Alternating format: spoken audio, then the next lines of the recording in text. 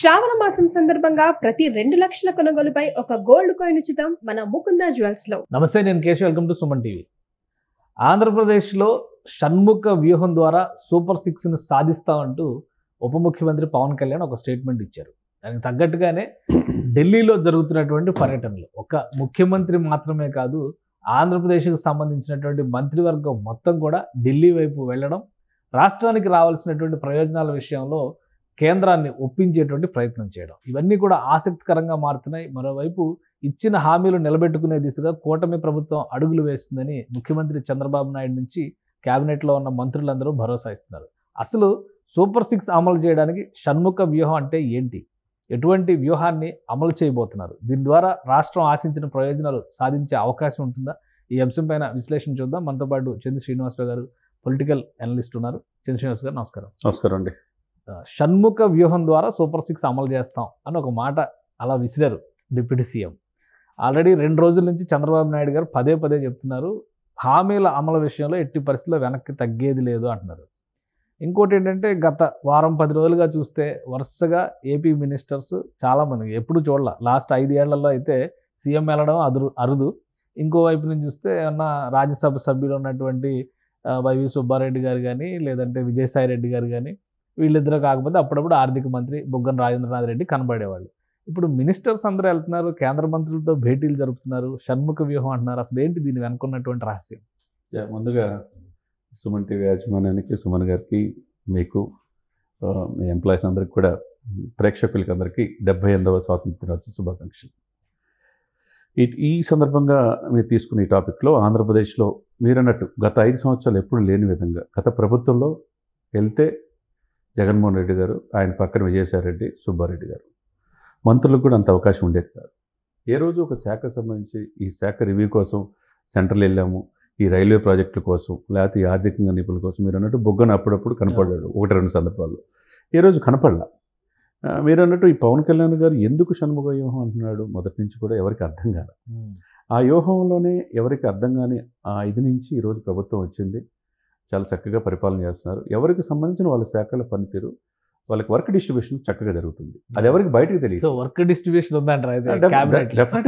డెఫినెట్గా work distribution లేకపోతే ఇప్పుడు డే 1 నుంచి మనోహర్ గారు సివిల్ సప్లై మీద ఎందుకు అంత కాన్సన్ట్రేషన్ చేస్తున్నాడు, ఎందుకు ఎవరైనా గారు 41 నోటీసులు ఇచ్చి అరెస్ట్ చేస్తామని చెప్పి అంటున్నాడు. అదేవిధంగా సత్యకుమార్ చూడండి, డే 1 నుంచి ఆయన కూడా బీజేపీ నుంచి రిప్రజెంటేషన్ ఉన్న ఒక మంత్రి అయినా డయేరియా బాధితుల కోసం మచిలీపట్నం నుంచి ఆ రోజు వ్యవహరించిన తీరు, క్షేత్రస్థాయిలో ఆయన రాయలసీమ లేదు, కొసలేదు, అన్ని పర్యటిస్తున్నాడు. ఈరోజు ఫ్లాగ్ ఇది కూడా రాయలసీమలో ఆయన జెండా వందనం కూడా చూడండి, లోకేష్ బాబు గారు, చంద్రబాబు నాయుడు గారు ఎక్కడ చేశారు. అదేవిధంగా పవన్ కళ్యాణ్ గారు గోదావరి జిల్లా ఉత్తరాంధ్ర చేశారు. అంటే 3 ప్రాంతాలు, మూడు రాజధానులు కాదు ఇక్కడ ముఖ్యం, 3 ప్రాంతాల అభివృద్ధి ముఖ్యం అన్న ఉద్దేశంతో వీళ్ళు చాలా కలెక్టివ్గా వర్క్ డిస్ట్రిబ్యూషన్ చేసుకున్నారు. ఎక్కడ బేష్ చెలకపోవట్లేదు. 3 ప్రాంతాలకు, 3 పార్టీలకి ప్రాధాన్యత కనపడుతుంది ఇక్కడ. కాబట్టి ఇక్కడ ఏంటంటే, ప్రభుత్వంలో మేము ముగ్గురం ఒకటే అనేది ఒకటి. ఏ సమస్య వచ్చినా ఆంధ్రప్రదేశ్ ప్రజలకు ఏదైతే వాగ్దానం చేశారో ప్రజలకి, ఆ వాగ్దానాలు నిర్వర్తించడానికి కేంద్రంతో ఎప్పటికప్పుడు మేము వెళ్ళి ఆయా శాఖల కోసం వెళ్ళి రిప్రజెంటేషన్ ఇస్తామంటాం. ఇప్పుడు వెళ్తే ముఖ్యమంత్రి తప్పితే ఇంకెవరు వెళ్ళడానికి వెళ్ళలేదు. కానీ ఇప్పుడు ఏంటి, ఆ శాఖలు నిన్న వెళ్ళారు. ఆయన కొల్లు రవీంద్ర గారు వెళ్ళాడు. కొల్లు రవీంద్ర మచిలీపట్నం రైల్వే సంబంధించిన వైష్ణవ్ గారితో కలిశాడు. అదేవిధంగా మనోహర్ గారు మొన్న వెళ్ళేసి వచ్చాడు. ఆ తర్వాత సత్యకుమార్ గారు ఎప్పుడప్పుడు వెళ్తూ ఉన్నారు. ఇక మిగతా మంత్రులు, సత్యకుమార్ గారు వెళ్ళిన తర్వాత కూడా హెల్త్ మినిస్ట్రీకి సంబంధించి చాలా పెద్ద శాంక్షన్స్ వచ్చినాయి. ఎందుకంటే ఆయన ఆరోగ్య రక్ష పథకం కింద సెంట్రల్ ఇన్సూరెన్స్ తీసుకొచ్చాడు. సో పవన్ కళ్యాణ్ గారిది ఒక స్టైల్. అంటే వర్క్ డిస్ట్రిబ్యూషన్ అంటే ఏ విధంగా, ఇప్పుడు వాళ్ళ శాఖల పరంగాన రాష్ట్రానికి కావాల్సినటువంటి అవసరాలు, లేదా మీరు అన్నట్టుగా 3 ప్రాంతాలు 3 రాజధానులు అంటున్నారు కదా, ఇక్కడ 3 ప్రాంతాలకి ఒక సమతులాభివృద్ధి అనేటువంటి నినాదంతో వెళ్తుంది. ఇది కరెక్ట్ అండి, 3వ పాయింట్ కరెక్ట్. ఇక్కడ సత్యకుమార్ విషయంలో ఒకప్పుడు మనం పేపర్లో ఆయన ఒక రైటర్గా BJP point of view, Venkaiah Naidu garu, OSD అట్లా చూసాం. కానీ పరిపాలన ఇంత సమర్థవంతంగా చేయగలడు అన్నట్లు ఆయన రాష్ట్రం మీద దృష్టి పెట్టాడు. ఎందుకంటే కేంద్రం బీజేపీ ఉంది కాబట్టి బీజేపీ పెద్దలతో సన్నిహిత సంబంధాలు అమిత్ షా గారితో ఉంది. చిత్తూరు జిల్లాలో ఇవాళ జెండా వందనం, రాయలసీమ ఆ ప్రాంతం బాధ్యత తీసుకున్నాడు. మీరన్నట్టు ఒక కలెక్టివ్తో రెస్పాన్సిబిలిటీగా ముగ్గురు కూడా ఏ పని కోసం వెళ్ళినా రాష్ట్ర అభివృద్ధి కోసమే కదా అల్టిమేట్గా.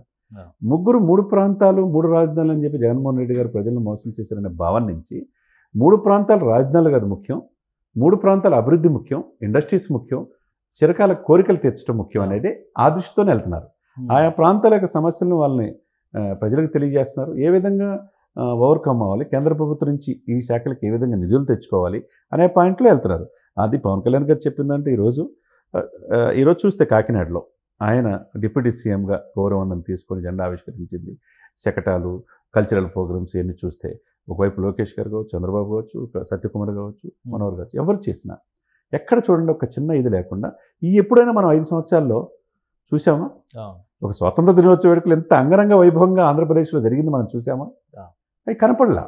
అంటే ఏది ఇంపార్టెన్స్ ఇవ్వాలా, ఏ శాఖకి ఇవ్వాలా, అసలు ఫ్రీ హ్యాండ్ మంత్రులకు ఇచ్చామా అనే భావన లేదనే భావన కనపడుతుంది. గత 5 సంవత్సరాల్లో లేదు కాబట్టే కదా ఇటువంటి అస్తవ్యస్తంగా అసలు పంచాయతీల స్థాయి నుంచి ఈ ఫండింగ్ రైజ్ చేయడం కూడా బాగా ఆంధ్రప్రదేశ్లో దాని ప్రభావం కనిపిస్తున్నట్టుంది. ఎందుకంటే మూలలా వాడలా జెండా వందనాలు ఘనంగా జరిగినాయి గతంలో కంటే రిపోర్ట్స్ అయితే వస్తున్నాయి. మరి డెఫినెట్గా కదండి, మనం చిన్నప్పటి నుంచి చూస్తున్నాం. 100 రూపాయలు పంచాయతీలకు చాక్లెట్ ప్యాకెట్ కూడా రాదు కదా సార్. వాళ్ళే సొంత డబ్బులు వేసుకొని పాపం ఎవరో ఒకళ్ళు వచ్చి చేస్తాం, లేకపోతే పిల్లల దగ్గర నుంచి తీసుకురావటం, లేకపోతే ఆ స్కూల్లో పిల్లల్ని పిలిపించి వేయటం. నాకు ఒక స్కూల్ ఉండేది, నేను పర్చూర్ మార్కెట్ యార్డ్ ఉండదు, అక్కడ వాళ్ళ కోసం మా పిల్లల్ని తీసుకుని వెళ్ళి అక్కడ చాక్లెట్లు పంచడం అవన్నీ ఉంటాయి, సహజంగా ఉంటాయి.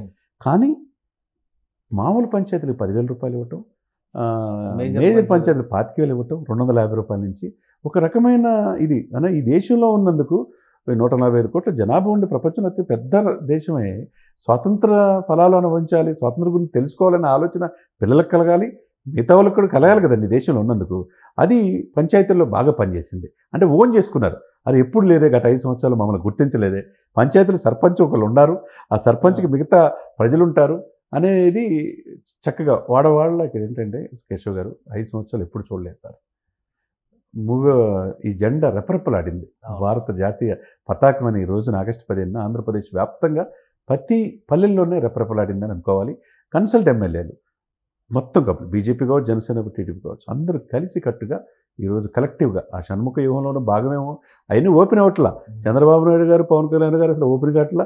లోకేష్ అసలు వాళ్ళ పని చేసుకెళ్ళిపోతున్నారు. ఎవరి పనే రోజు చేసుకుంటా పోతే ఏ సమస్యలు ఉండవు కదండి.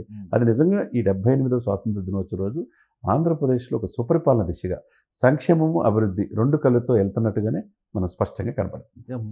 నాదెండ్ల మనోహర్ గారు ఢిల్లీ పర్యటన నుంచి వచ్చిన తర్వాత కొన్ని స్ట్రాంగ్ స్టేట్మెంట్స్ ఇచ్చారు కాకినాడలో మీటింగ్ పెట్టి. మరి సో ఇవంతా ఢిల్లీలో ఒక క్లియరెన్స్ రావడం వల్లనే ఈ స్టేట్మెంట్స్ ఇచ్చారని అనుకోవచ్చా? ఈ షణ్ముఖ వ్యూహంలో ఇవి కూడా భాగం అనుకోవచ్చా? అది ఎవరికి అర్థం కావట్లేదు సార్.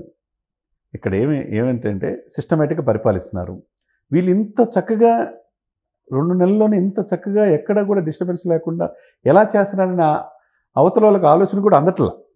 వాళ్ళ వ్యూహాలు వాళ్ళకు ఉన్నాయి. చంద్రబాబు నాయుడు గారు పౌరులకు క్లారిటీతో మాట్లాడుకుంటున్నారు. లోకేష్ గారు పని లోకేష్ గారు చేస్తున్నారు. బీజేపీ పెద్దలు ఆయన ఫాలోఅప్ చేసుకుంటున్నాడు.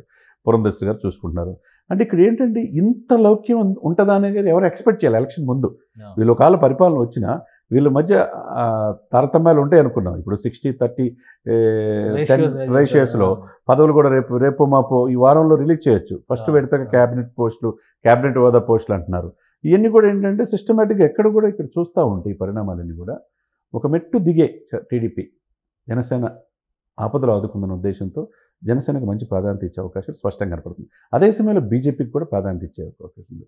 ఈ రేషియోలో టీడీపీ అధికారంలో వచ్చింది కాబట్టి 4.5 దశాబ్దాలు ఉన్న అధికారం ఉంది కాబట్టి ఈ 2 పార్టీలు కలుపుకొని ఎక్కడ డీవియేషన్ కాకుండా వెళ్ళే సూచనలు కనపడుతున్నాయి. ఢిల్లీలో వీళ్ళు అడిగిన వెంటనే, మంత్రులు అడిగిన వెంటనే, అంటే ముఖ్యమంత్రి అంటే ఇమీడియట్గా అపాయింట్మెంట్స్ దొరుకుతాయి. అవునండి. మంత్రులకి కూడా అంత ఫ్రీగా అపాయింట్మెంట్స్ దొరకడం, మాట్లాడడం. సరే, అక్కడ ఎన్డీఏ ప్రభుత్వం ఉంది, ఇక్కడ ఎన్డీఏ ప్రభుత్వం ఉంది కాబట్టి వెల్ఫేర్కి సంబంధించి ముఖ్యంగా ఈ సంక్షేమ పథకాల అమలు విషయంలో ఈరోజు అన్న క్యాంటీన్లు ఓపెన్ చేశారు. రాష్ట్ర వ్యాప్తంగా 88 క్యాంటీన్లు లేవని మండే నుంచి, నెక్స్ట్ డే నుంచి మిగతా కూడా 100-105 క్యాంటీన్లు ఓపెన్ చేస్తామని చెప్పని అంటారు. ఇదంతా ఫండింగ్ ఎట్లా అంటే ఒక నెలకి కనీసం 18 కోట్లు ఖర్చు అవుతుంది ఒక క్యాంటీన్ నిర్వహణకి అని చెప్పని అంటున్నారు. సో చాలా తక్కువకి ఇస్తున్నారు కదా సార్. ఒక్కొక్క జిల్లాకి అయ్యేటువంటి ఖర్చు అంచనాలు వేశారు. సో ఇది ఎంత ఏ ధీమాతో మేము చేయగలం అని చెప్తున్నారు. దానికి ఉన్నటువంటి వ్యూహం ఏంటి వీళ్ళకి? డెఫినెట్గా అండి. ధీమా అంటే ఏం లేదండి. వీటిలో మనకు తెలిసి ఏమవుతుందంటే కార్పొరేట్ సోషల్ రెస్పాన్సిబిలిటీ కింద ఆయా సంస్థలు ఇన్వాల్వ్ చేస్తారు. ఆ రాష్ట్రం మీద, రాష్ట్రంలో పరిశ్రమలు పెట్టి బాగా డబ్బు సంపాదించి ఉన్న వాళ్ళ దగ్గర వాళ్ళ పరిశ్రమలు పెట్టుకోవడానికి వెసులుబాటు కల్పించవచ్చు. ఇప్పుడు సపోజ్ కొరియా, అమెరికా వెళ్ళి 36,000 కోట్లు పెట్టుబడి తీసుకొచ్చారు. వాళ్ళకి కావాల్సిన sufficient lands clearance Revanth Reddy గారు ఇస్తారని దాంట్లో భాగంగా ఈరోజు కంపెనీ కూడా ఓపెన్ చేసి మేము ఈ దేశానికే పోటీ పడతానే రీతిగా హైదరాబాద్ తీసుకెళ్తున్నాడు. అదేవిధంగా ఆంధ్రప్రదేశ్లో అవకాశం ఉంది, తీర ప్రాంతం ఉంది, ఇండస్ట్రీస్ రావచ్చు, వాళ్ళకి వెసులుబాటు కల్పించవచ్చు. ఆ పాయింట్ ఆఫ్ వ్యూ ఉద్దేశంతో వీళ్ళు ఎక్కడికక్కడ ఆ నమ్మకం ఉంది. 4 దశాబ్దాల అనుభవం చంద్రబాబు నాయుడు గారికి ఉంది కాబట్టి ఎక్కడి నుంచి డబ్బు తేవాలి, ఏ విధంగా చేయాలి అనేది ఆయనకి తెలివితేటలు బాగుంటాయి. ఆ అనుభవం వచ్చే పవన్ కళ్యాణ్ గారు ఆయన నుంచి నేర్చుకోవడం కావచ్చు, ఏదైనా కావచ్చు, ఆయన మీద నమ్మకం అనేది ఉంది. ఎక్కడి నుంచి ఎక్కడైనా తీసుకొచ్చి ఇచ్చిన వాగ్దానాలని తప్పకుండా నిర్వర్తిస్తారనేది కనపడుతుంది. ఒక 6 మంత్రులు, ఇది షణ్ముఖ వ్యూహం, ఇదంతా కూడా ఒక మ్యాచింగ్ ఇదవుతున్నట్టుగా అనిపిస్తుంది. డెఫినెట్గా అంతే కదా. ఎందుకంటే ఒక సీఎం లాగా అనిపించట్లేదు ఆంధ్రప్రదేశ్ కి. ఎవరికి వాళ్ళే సీఎం గా ఇండిపెండెంట్ గా, సీఎం మీన్స్ ఇండిపెండెంట్ గా ఒక స్వయం ప్రతిపత్తి, ఇండిపెండెంట్గా వాళ్ళకి వర్క్ డిస్ట్రిబ్యూషన్ చేసినప్పుడు వాళ్ళ వర్క్ ఈ విషయం మీరు చేయండి అంటే ఈ బాధ్యత మీరు తీసుకున్నప్పుడు ఓన్ చేసుకుంటారు సార్. ఓన్ చేసుకుని నాది అనే భావంలో వాళ్ళు కలిగినప్పుడు ఎక్కడ తారతమ్యాలు ఉండవు కదా. అదే ఇప్పుడు కనపడుతుంది. అదే భాగం అనుకోవచ్చు షణ్ముఖ వ్యూహం. సో అది సక్సెస్ అయితే వెల్ఫేర్ స్కీమ్స్ వీళ్ళు ఇచ్చిన automatic right. Thank you Srinivas గారు. ఇది ఆంధ్రప్రదేశ్లో షణ్ముఖ వ్యూహం అంటే ప్రభుత్వం ఒక సమగ్రమైన విధానాన్ని అనుసరిస్తుంది. ప్రధానంగా వర్క్ డిస్ట్రిబ్యూషన్ జరగడం వల్ల మంత్రివర్గంలో ఉన్నటువంటి కీలకమైన శాఖలు నిర్వహిస్తున్న నాయకులందరూ కూడా ఎవరికి వారే ఇండిపెండెంట్గా వ్యవహరించడం అనేది రాష్ట్రానికి కలిసి వస్తున్నటువంటి పరిస్థితి ఉంది. ఈరోజు ఆగస్టు 15 ఉత్సవాలు జరిగినటువంటి తీరుని బట్టే కేంద్ర ప్రభుత్వం ఇచ్చే సహకారాన్ని బట్టి రాబోయే రోజుల్లో సంక్షేమ పథకాలని, ఇచ్చిన హామీల్ని నిలబెట్టుకుంటామనేటువంటి ధీమాని ఏపీ సర్కార్ వ్యక్తం చేస్తుందని చంద్ర శ్రీనివాస్ గారు విశ్లేషిస్తున్నారు. ఇది special discussion. Keep watching. Suman టీవీలో మీ పర్సనల్ అండ్ బిజినెస్ ప్రమోషన్స్ కోసం కింది నెంబర్కి కాంటాక్ట్ చేయండి.